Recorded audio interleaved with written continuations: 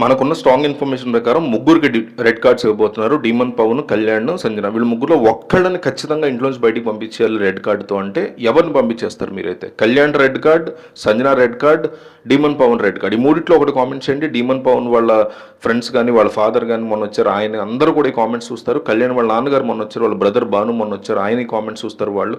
సంజన వాళ్ళ హస్బెండ్ మొన్న వచ్చారు, నిక్కీ గర్లా అని ఒక హీరోయిన్ వీళ్ళ సిస్టర్, ఆవిడ కూడా ఈ కామెంట్స్ చూస్తున్నారు ఆల్రెడీ మన ఛానల్. సో జనం ఏమనుకుంటున్నారో వాళ్ళకి తెలియాలి. ఫస్ట్ లోపల వాళ్ళ సంగతి పక్కన పెడితే వీళ్ళకి కళ్యాణ్, డీమన్ పవన్, సంజన వీళ్ళ ఫ్యామిలీస్కి, వీళ్ళ పిఆర్స్కి తెలియాలి. సో మిస్ అవ్వకుండా కంపల్సరీ కామెంట్ చేయండి. 1000 కామెంట్స్ టార్గెట్. నేను ఛానల్ లైక్ అడగట్ల, సబ్స్క్రైబ్ అడగట్ల, ఒకే ఒక comment. Red card for demon, red card for Kalyan, red card for Sanjana. ముగ్గురులో ఒకే ఒక్కరిని బయటికి పంపించాలంటే ఎవరిని పంపించేస్తారు? ఈరోజు సాయంత్రం జరగబోతున్నటువంటి ఎపిసోడు భయంకరంగా ఉండబోతుంది. రెడ్ కార్డ్స్ని ఓపెన్గా తీసుకురాబోతున్నారు నాగార్జున. అయితే వాళ్ళని ఇచ్చి రెడ్ కార్డ్ అంటే బేసిక్గా ఫుట్బాల్లో ఎల్లో కార్డ్ ఇస్తారు first warning, second warning red card ఇచ్చేసి పంపించేస్తారు, ఇక వార్నింగే ఉండదు. సో దీని రెడ్ కార్డ్ అంటారు. అంటే గేమ్లో ఎవరన్నా తొండి ఆట ఆడడం లాగానే, ఎక్కువగా ఫౌల్ గేమ్ కంటే కూడా తొండి అంటే ఫౌల్ గేమ్, అది కాకుండా హర్ట్ చేస్తే అవతల వాళ్ళని అట్లా చేస్తుంటారు. సో ఈ రెడ్ కార్డ్ దాంట్లో ఫస్ట్ రెడ్ కార్డ్ని సంజనాకి ఇవ్వబోతున్నారు. రీతు గురించి, రీతు క్యారెక్టర్ గురించి, నైట్ టైం ఇట్లా చేస్తున్నావు నువ్వు అంటూ మాట్లాడడం గురించి ఆమెను సీరియస్గా క్వశ్చన్ చేయబోతున్నారు. పిచ్చదిట్లు అంటే స్ట్రాంగ్ క్లాస్ పేకబోతున్నారు సంజనాకి అని తెలుస్తుంది. వీడియోస్ కూడా ప్లే చేసి గతంలో తాను రీతుకి కానీ డీమన్కి కానీ సపోర్ట్గా ఉన్నటువంటి సందర్భాలు కానీ, ఆవిడ లోపల తప్పు చేస్తున్నారంటే ఏ రకమైన తప్పు చేస్తున్నారు, మాకు తెలియదు ఏమైనా జరుగుతుందా, కెమెరాలకి కనపడింది ఏమైనా జరుగుతుందా, లేదు మీకు ఇబ్బందికరంగా ఉంటే మేము పెద్దవాళ్ళు ఉన్నాం కదమ్మా. ఇమాన్యుల్ బాగా చెప్పాడు, మనం పెద్దవాళ్ళు ఉన్నాం కదమ్మా, మేము కొంచెం మా దగ్గర ఇదిగా ఉండండి అన్నట్టు చెప్పుకోవాలి. కానీ చెప్పే విధానం కానీ, క్యారెక్టర్ అసాసినేషన్ చేసేటువంటి హక్కు నీకు ఎవరిచ్చారు? తప్పులు 100 తప్పులు ఉంటాయి. రీతు డీమన్ విషయం నేను ఎవ్వరిని ఎంకరేజ్ చేయట్లేదు. వాళ్ళ తప్పులు వాళ్ళకుంటే, వాళ్ళ వేషాలు వాళ్ళకుంటే, నేను దాని గురించి మాట్లాడలేదు. బట్ నామినేషన్లోనో లేకపోతే ఇంకో దాంట్లోనో నీ టాపిక్ తీసుకొచ్చారు కదా అని వాళ్ళ గేమ్ గురించి మాట్లాడకుండా, నీ గేమ్ ఏమి ఉండదు, నువ్వు ఇట్లా చేస్తావు అట్లా. నిన్న మాట్లాడింది, నిన్న ఈ డాగ్గర్ పరిచినప్పుడు బాగా చెప్పింది. నువ్వు పొద్దున్న లేచిన దగ్గర ఏం చేస్తావు, ఆ మూల నువ్వు ఉంటావు, ఈ మూల డీమన్ ఉంటాడు, గొడవ పడతారు, మళ్ళీ తర్వాత ప్యాచప్ అవుతారు, ఇంత మించి నువ్వేం లేదని. ఇది పాయింట్ డెఫినెట్లీ కరెక్ట్గా బాగా చెప్పింది. అదే కదా, అలాంటివి చెప్పొచ్చు. కానీ రాత్రిపూట మీరు ఇట్లా కూర్చున్నారు, చేతులు పట్టుకున్నారు, అవి పట్టుకున్నారు, జరిగితే ఓకే, మీరు అలా నిజంగా చేస్తున్నారు, కెమెరా ప్రూఫ్స్ ఉన్నాయి, కెమెరా అడగండి బిగ్ బాస్ని అంటే.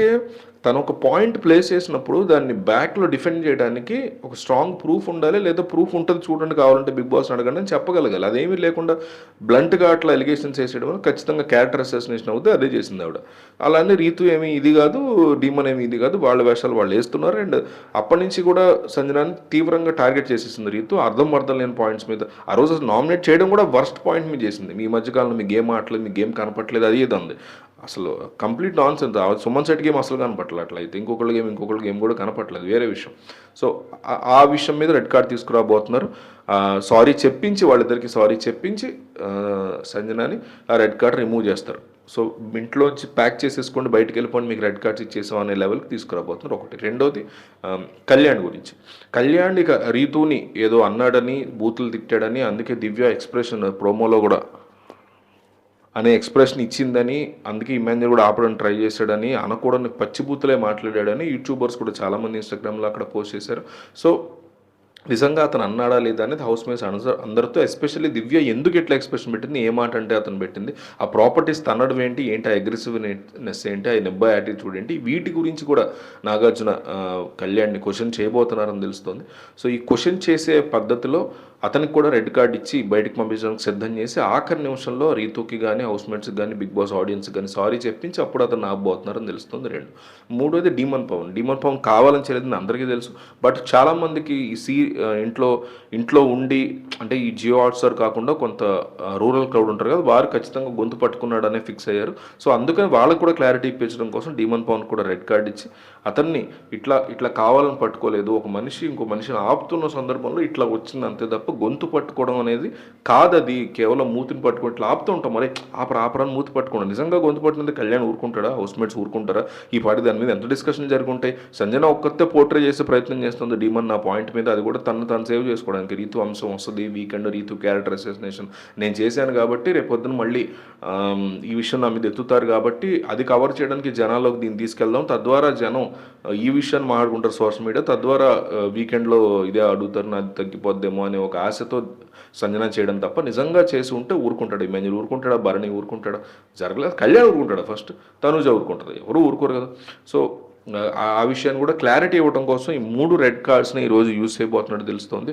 So Saturday evening 3 red cards ఇస్తే నా దృష్టిలో అయితే ఎవరిని బయట పంపించాల్సిన అవసరమే లేదు. ఎందుకంటే కళ్యాణ్ ఏమన్నాడని తెలిస్తే మాత్రం నిజంగా అతను బూతులు వాడితే ఖచ్చితంగా పంపించాల్సినటువంటి అవసరం ఉంటుంది. మిగతా ఇద్దరిని మాత్రం అంటే కళ్యాణ్ వాడలేదని నేను అనుకున్నా. సో ముగ్గురిని పంపించాల్సిన అవసరం లేదు. ఎందుకంటే సంజన కూడా క్యారెక్టర్ అసాసినేషన్ చేసింది, సారీ చెప్తే ఓకే, ఫిజికల్గా ఏమీ జరగలేదు. కాబట్టి ఎప్పుడైనా బిగ్ బాస్లో ఏంటంటే ఫిజికల్గా ఏమైనా హర్ట్ చేస్తే డెఫినెట్లీ పంపించేస్తారు, లేదా దారుణమైనటువంటి బూతులు మాట్లాడి కూడా పంపించేస్తారు. సో కళ్యాణ్ మాట్లాడలేదని నేను నమ్ముతున్నాను. సో ముగ్గురు అవసరం లేదు నా ఒపీనియన్.